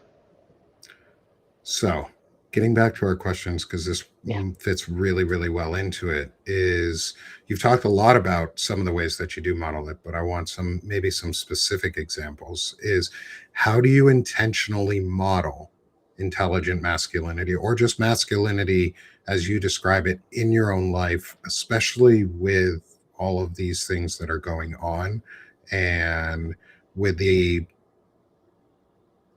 with the threats that you face just for existing? So, um, I feel like I've only recently started modeling masculinity in a positive way because I am um, more vocal about the injustices that I see in the world. Um, if if you could read back that question to me, I felt the pain in my knee and it completely went away. You're totally fine, man. How do you model intelligent masculinity in your own life? Uh, I try and be as transparent and honest um, in my life at all times. Um, that doesn't mean I'm reckless with my words or actions. It just means that I take time to self reflect so that I know the ground that I stand on is solid. And I know that the lines that I draw are firm and I can hold my boundaries. So I do not accept any forms of misogyny. I don't accept any forms of homophobia or transphobia. As soon as I hear it, I tell the person respectfully, I can no longer have a conversation with someone that does not value my humanity, and I leave. And if they want to come back and be like, oh no, I didn't mean it that way, this and that, I'd be like, again, I am not going to have a conversation with someone that does not value my humanity. So if you have any questions you'd like to ask to like clarify these false illusions you have in your head, great. If not, I hope you have a great day and I leave. Um, and I think that is one of the most masculine things you can do is to set a boundary and hold it firm, especially if that boundary is um, civil liberties and civil rights. Like that's my boundary. As soon as you cross that, I'm done. Yeah. Um, so yeah, And we were talking about this before, at least a little bit before the show. I think it was that we were talking about like what it feels like is a lot of these men or these folks who claim to be men and charade as masculinity have never had somebody say no to them or don't currently, like the toxic manosphere men like Andrew Tate and that group. They don't have somebody in their life who ever says no to them and means it. They just get away with whatever they want. And boundaries are so freaking important. Qasim Rashid talked about them on his interview earlier this week about boundaries and the importance of intentionally setting them and maintaining them for yourself, not just for yourself, but for others in the process, and making sure that you're safe as a person because you have boundaries and you are willing to stick to those boundaries. And that's, I love it. I love, because that's a self evaluation tool and a self reflection tool in itself, is understanding, did I follow my boundaries, did I stick with those boundaries? um and it's self care too. mhm, Self care can and should be active in a lot of ways. Where like it's not a passive thing. Rest is an act of self care. But how are you like resting doesn't mean just like go to sleep. That's such like a pejorative. There's so many people that suffer and can't sleep. I'm one of those. I can't sleep easily. Rest to me is not like go to sleep. It's am I going to journal? Am I just going to sit in my own thoughts for a little bit and process them and talk to mhm, myself? It's okay to talk to yourself. Talk things out with yourself and like look back at what you did and be like, did my action align with my value? And if not, why? What held me back? What could I do better next time? What accommodations do I need so that I can meet the standard I'm trying to set for myself? Right? These are just things I do all the time, and I feel like it's important not just for men but for everyone to do. Um, and so when you're doing those self reflections, because that's the next question, is how do you self yeah. reflect and self evaluate, is when you're doing those self reflections, how do you approach them from an emotional side to yourself? Do you blame yourself for things? Do you talk yourself through them? Do you let yourself learn and grow and see them as an opportunity to change or reevaluate from? Or do you, like I said, do you beat yourself up on them? Or do you do both or all of the above? And how do you balance that? Um, the so I do I self-reflect a lot, and I try and think back again, like I was saying, does this align with my values? One of the main things I do, I journal a lot with like physical pen and paper Hmm. uh, because it helps me process my thoughts because I think a lot faster than I can write. Yeah. So it allows for a lot of the intrusive thoughts to run through my head before I get to like the truth of like how I feel or like what happened, and I can actually like write the word down on paper or like how I'm feeling, right? Hmm. Because as someone with ADHD, it's hard. I have too many tabs open in my brain all the time. Music's coming out of Yes. one. I don't know, right? Like we all have this experience There's a beep somewhere. somewhere, right? And I was like, is that our neighbor's house or our house? And like then like we're gone, right? Cool. Like, yeah, like it's always like that. So I to self-reflect a lot of time, I really do. I have to do something with my hands. As y'all have seen, I talk with my hands a lot. I'm Portuguese. We're very much like Italians when it comes to like my husband and I look at each other sometimes and I just like hey like or like when we're scared like this is the little like oh like because something scary happened, right? Like it's a lot of like talking with our hands. Oh, absolutely. Yeah, Um, I'm a very handsy talker. yeah. So so I reflect that way and I bounce things off my husband all the time and be like, and I've gotten a lot more vocal with like letting people know that I'm upset. I haven't been hiding my negative emotions as much lately. That's been a big way for me to be able to reflect because I learned early on that my negative emotions were met with negative consequences, so I hid them. Um, Instead of like my negative emotions being met with like a positive support to work through, right? Yeah. Like, oh, you're crying. I'll give you something to cry about was a line I heard very often. Um, uh, and that was not an empty threat. Yeah. No, It was not an empty yeah, threat. from what you've talked Um, about, it definitely yeah, does yeah, not yeah, sound like that. yeah, yeah. One of the compliment I used. I'm sorry, this is off on a tangent. The compliment I used to get from the adults in my life was that I had broad shoulders, that I could carry a lot of weight. And I don't think that's a compliment anyone should ever give a child. I'm just putting it out there. No. I'll let the group know. If you ever hear someone tell a kid that, they're like, "Oh, you got you got broad shoulders. You can carry a lot. You can carry a lot of weight." Kids should not be carrying emotional baggage. No, they shouldn't. Yeah, Yeah. yeah. Yeah. We need to But be through that, breaking the traumas of the past, not passing yeah. them on. So I think through that lens is how I process is that I recognize that that kid lives inside of me, and I'm trying to be the parent that that kid never had.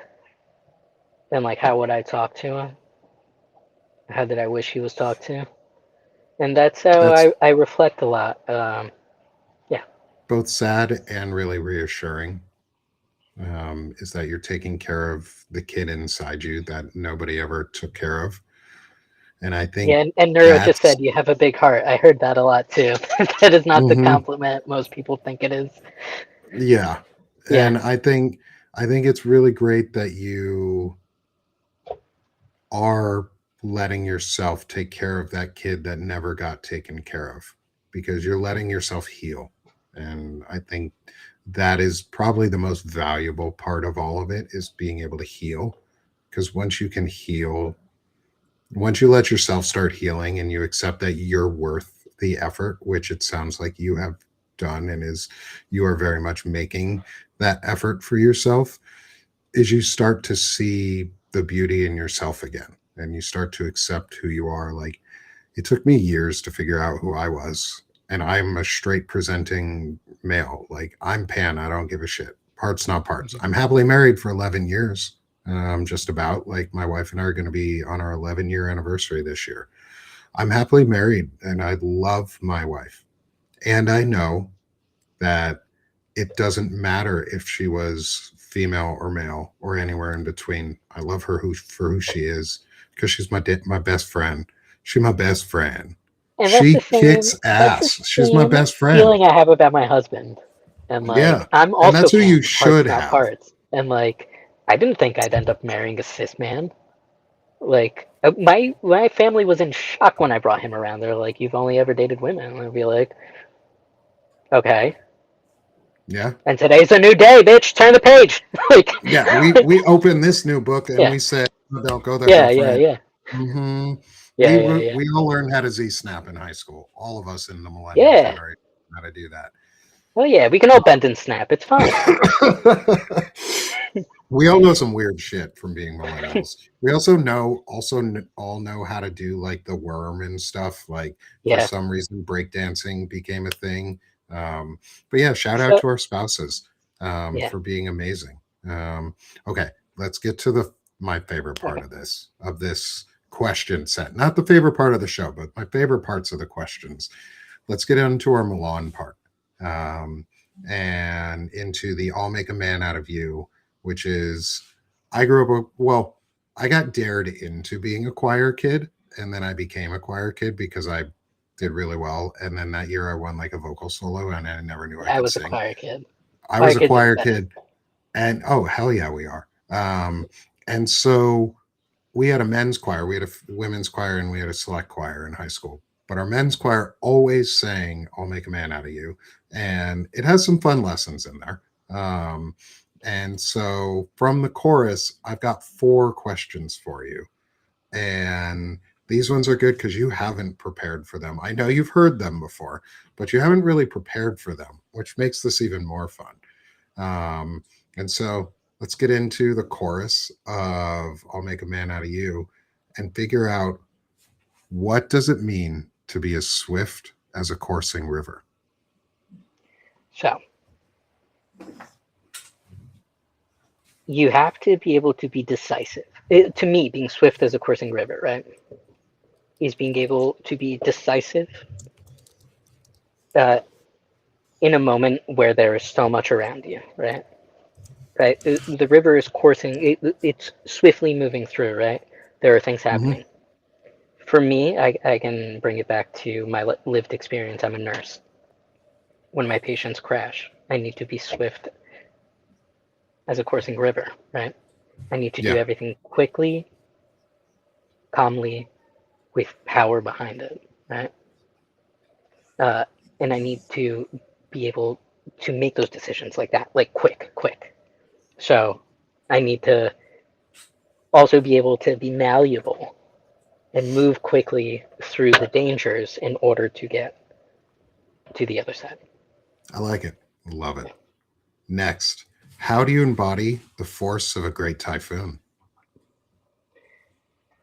I stand firm on principle, stand firm on my boundaries, and speak them loudly into the universe so that they gain the power that they need to build that wall that will wipe away whatever garbage we need to get rid of and then water the earth for growth. Being on offense. Yep. How are you as strong as a raging fire? I look at all the shit that I have done that have hurt others and I work through it and I contain that flame within so that, as I said before, I'm still burning in the coals right now, trying to fly out, right? I'm in my Phoenix era right now. I'm taking Yep. all of the trauma that I lived through in the United States and trying to process it all, working through it all, turning that fire inward so that I can burn all that shit down and come out of the ashes a happy, joyful, whimsical man who will be a Canadian citizen hopefully soon, who will still be able to use his voice, use that typhoon, right? Use that power, but be alive to do it. Because if I stay in the trauma, Mm-hmm. I don't have the power to help everyone else out of it. I love it. It's again, it's a this you're what you're just quick aside before we get to the final question. What you're talking a lot about is so similar in practice to what Qasim Rashid talked about on Tuesday. Um, he came at it from his vantage point and his point of view, where he is very faithful, and he practices Islam, and he taught me so much about some of the incredible traditions and values that he learned from, Mhm. and the practice of humanity first Mhm. over anything else is Mhm. so similar, even without the God answer or the Mhm. God portion behind it or the faith behind it. You have such a similar outlook, and it's probably why you went into nursing. Is you have this unrelenting need to care for others and to offer service towards others, um, and so take pride in that, I'm brother. gonna Like, take pride in thank that you so much. unrelenting want to care for others. I appreciate that, and thank you for giving Kasam his flowers. He totally deserves them. I'm just gonna put a quick little asterisk there. While I myself am not Muslim, uh, my greatest friends have uh, been Muslim, and I have had the privilege of being called brother by uh, my Muslim neighbors. Right? I I make it a point where if I know that there's a sister that works with me and there's no prayer mat, I bring in a prayer mat so that they can pray, because that's how I see humanity, right? And again, I don't think we need faith. Faith is a great faith is a great source of community for people. Yeah. Um, my understanding of it is that we're all the every individual person is an entire universe. We all have parts of the universe inside us, right? We're all made up of the atoms that make up stars. I want to explore different universes. I want to be friends with different people and learn. Um, and I want to care for the environment. I want to care for the earth. I want to care for other universes. And I think that is a very like through line with like the Muslim religion or Hmm. the Islamic religion and like my um, very nerd first scientific approach to like we are all so powerful because we are all the universe. We are all made out of stars. Um, and I hope more people teach those lessons to their kids so that like their kids realize how beautifully magical that they are, and that like more people take their kids to like science museums. And like it doesn't always just have to be faith that like brings a community. It can be science. It can be Hmm. us nerds like getting Yeah. together and be like, you know how cool it is that you have atoms in you that the stars have?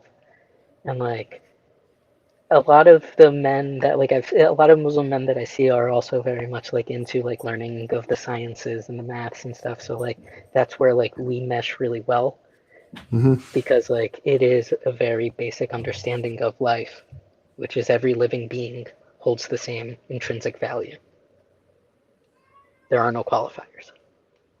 I I use that almost exact same example with my kids, is the star one.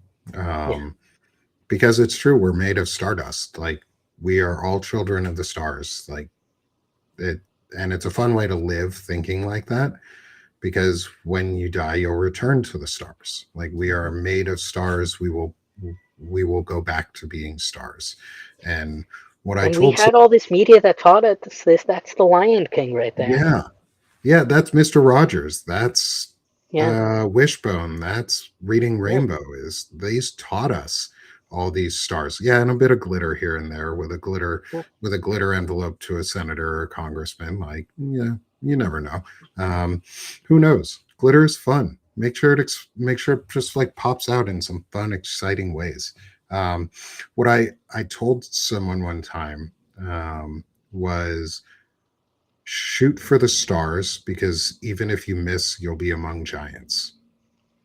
And so always aim for the greatness that you want to achieve within yourself. Aim for making yourself better, because even if you miss a little bit, you'll still be among the greats who made themselves better and learned and grew. And that's the important part. And so, with the idea of stars and space in mind, our final question: how are you as mysterious as the dark side of the moon? Oh, you never know what you're gonna get with me. I love it. Yeah, Straightforward. it's Love it. that's it. You never know what you're gonna get. You don't know how I'm gonna show up. Is it gonna be a suit and tie? Am I in overalls? Uh, am I crazy late? Am I way too early? Who knows? Hey, we're only a few hours late Am I today. working on art? Right? That's And really that's for pretty. y'all. You can have a Oh, that's little. beautiful. Yeah, yeah, yeah. Once it's done, I'll show the world. Oh, You never quite sweet. know Yes. with me. I am whimsical, I and like I love my whimsical. whimsy. Yeah. Whimsy is fun. Whimsy is Hmm. joy.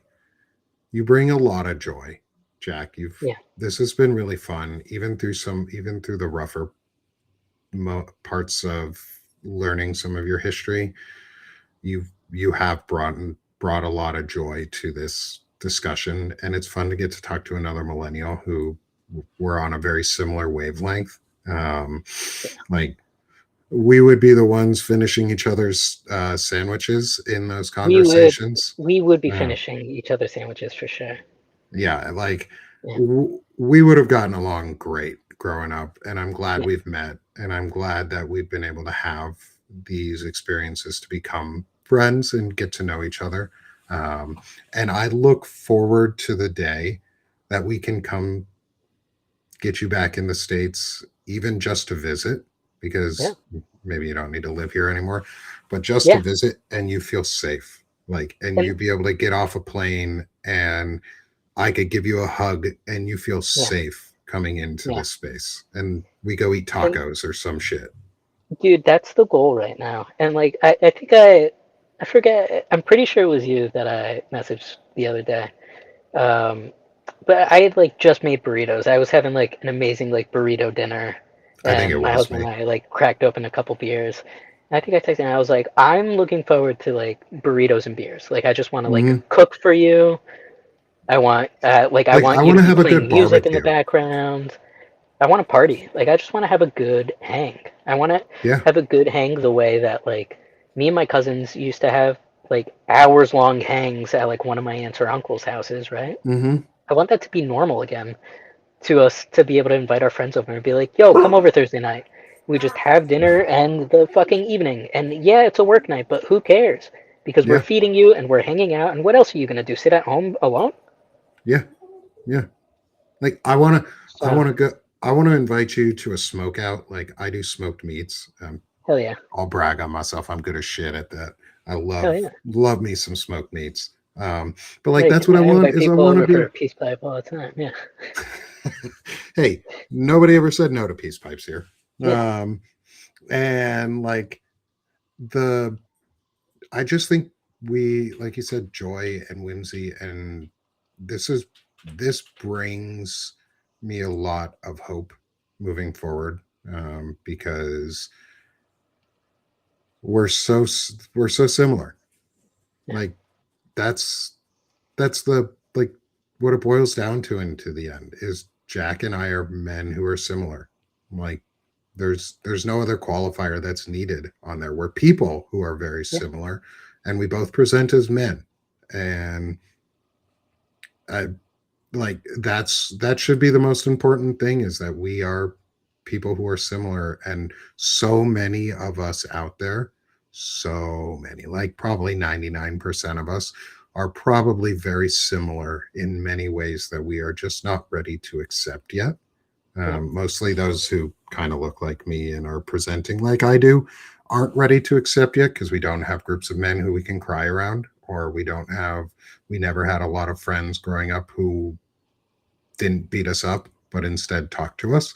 Um, and So we learn different lessons, and now we need to learn and teach those lessons. And Jack, you are modeling an, a masculinity on offense. And I know you said you were only doing that, some of it more recently, but you're modeling it. And it's important that you're modeling it because we all are modeling in our own different ways and seeing it, and then being able to get the feedback from our friends so that we can grow too is so vitally important and so fun. Um, and yeah, let's go make some plans. Let's make sure all Yeah, you people I in think the Beth is going to come visit me for Bet's some the pizza or closest something. to you. I used to live in Yeah. Washington State, so it's a stone's throw away. And yeah, Beth, Beth's great people. I'm less than 2 hours away from I'm less than 2 hours outside Seattle, on the other side of the Rainbow Bridge. Freedom. He's on the Yeah. freedom side. He's on the freedom side. We're on the slavery side. We're right now Yeah. we're in the FUBAR part of America, and Jack has luckily been able to get out of the FUBAR. Um, Dude, I needed and to. oof, After getting beat the second time, my job said, "So what? Keep working." I can't even imagine, dude. Like I also didn't work in a job where I was like near other people, so I didn't have to worry about getting beaten up or beaten. But damn, like what a shit show. We need to start just treating nurses better, just in general. Like stop Yeah. treating nurses like shit. Um, Yep. I don't want to leave us on that though. On that note, I want to leave us on because we've this has been one of our longest discussions, and I'm so glad it has because it's just been 2 hours. You sort of didn't. I sort of didn't notice we went for 2 hours. And thank you for giving me that too. And I'm very I'm very Portuguese. I know that like I was born in the U.S. I'm first generation, but my husband has even complained at times about the Portuguese goodbye. What, the What's one the that takes Portuguese? 4 hours? Yeah, huh? So I'm It's very like the much a Jewish Portuguese goodbye. goodbye kind of boy. So thank you for allowing me all this time in the world. You're so welcome. I'm here for you, man. I'm here for y'all, and I'm here. So now you, if you can read it, Yep. bend my way around. Now you know, so you could Now grow. you For know, sure. so you can grow. You can order it on the Sick of This shop if you want. But that's part of this whole experience is now you know, so you can grow, so we can all grow because there is a way out of this shit, and it's okay if we grow out of it and we learn to move forward. And I'm glad we are connecting friends and making new friends in the chat because that's like half the fun of this is you guys like of the all the folks here, probably half of you, if not more, are here every single time. Like, if not more. Like I I can't see all the names that come in, but I'm pretty sure a majority of you are here every single show, and I appreciate you. I appreciate you for coming and listening to these discussions and helping us build this community into such a wonderful place. And those, for those of you who are not on Substack with us, who are here on either Twitch or YouTube, thanks for joining us. Like, awesome, love it, appreciate the support across the board and across all our platforms. And this is the final part where Jack, you get to promote yourself and talk about what you're doing here and where people can find you and how they can support you. And the floor is yours, my friend. Thank you so much. So I'm Jack. I'm over at Jack Safe Space. Um, it really is just like an amalgamation of like posts that you should read to be a well-rounded human. Um, I am not the one writing all of them because that is not my special skill. My special skill is being the human that I am and being like more people need to read this. So, if you're ever looking for something to read, you can come over to my page. There's no paywall because I'm not producing anything. Um, I'm just helping people get their work out there that really we need to know more about the world. We need to understand what's happening to the Cuban population. We need to understand what's happening to the queer population in the US. We need to be more educated adults less smooth brain, more ridges in our brains, please. We need to carve them out by reading. Uh, we don't want to look like a sloth. Their brain is just like a ball sack, smooth as shit. Um, so please, folks, just come over and read stuff that I've reposted. You don't have to agree with me. Just read it and formulate your own opinion. I love it. Thanks, Yeah, Jack. Thanks for so sure. much for joining me for this, having this very vulnerable and open conversation. And again, thanks to everyone in the audience who joined us for it. Whether you've been here since the beginning, whether you got here late, thank you. Thank you for being a part of this. Thank you for joining in on our discussion, being lively and respectful in the chat, and asking great questions and sharing your feedback. We Jack and I have been reading most of it. Jack's been commenting. I've been commenting. Like, thank you all so much for the love and support. You will be able to find a replay here posted soon. I'm going to take my time at up a night. Um, Personality profile and his is going to factor in again into more of our written articles and the long form series that's going to be following all of this as we continue the intelligent masculinity series in perpetuity, because it's really important. And this is just one of the ways I'm showing. Yeah. If I could, quick plug, Nick. For anyone that does do work out there and would like to ask an actual trans person who has lived through trauma questions instead of just like opining about what we may or may not be experiencing or thinking, I'm available. Shoot me a message.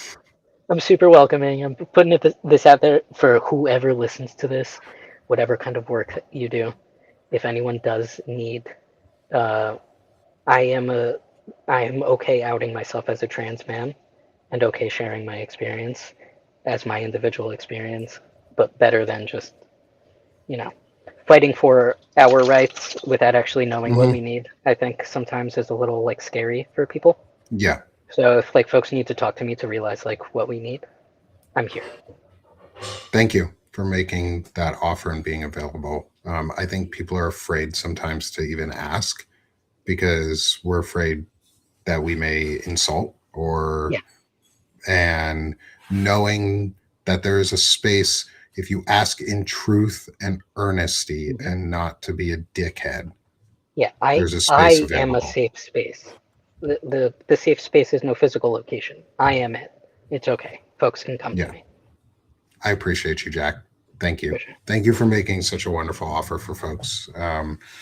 And we talk back and forth anyways. Jack and I have become friends through all of this, and to me that's the most valuable part out of all of this, is making friends and being part of a community again, and a community that values each other and cares about each other.